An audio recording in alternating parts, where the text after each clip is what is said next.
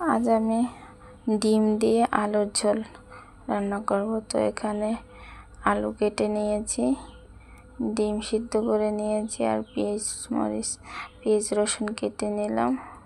তো ওগুলো বাটবো। আর এখানে আমি ডিমটা হলুদ আর লবণ দিয়ে ভালোভাবে মাখিয়ে নিলাম।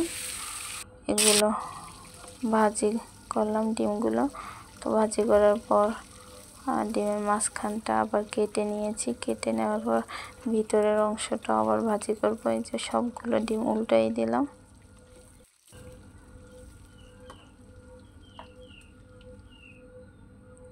এই যে ভিতরের অংশটাও ভাজি হয়ে গেছে।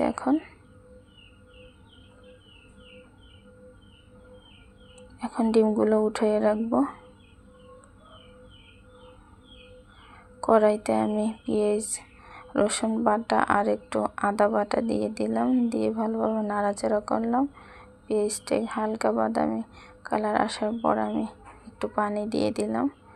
সে পানির ভিতর হলুদের গুঁড়া দিয়ে দিব, লবণ আর জিরার গুঁড়া, মরিচের গুঁড়া এগুলো দিয়ে দিব। দেওয়ার পরে মশলাটা কষানো হয়ে যাবে। মশলাটা কষানো হয়ে গেছে। এখন 2 পিস কাঁচামরিচ দিব। আস্তা কাঁচামরিচ দিয়েছি যাতে ঝাল বের না হয়।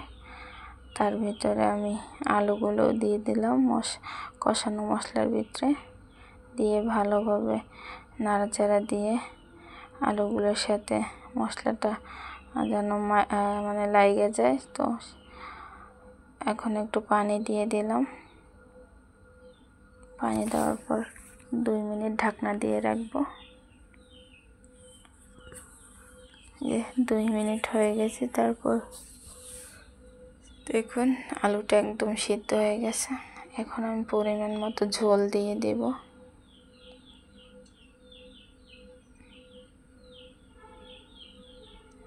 ঝোল দিয়ে দিলাম। ঝোলটা বলক হয়ে আসার পর ডিমগুলো দিয়ে দেব।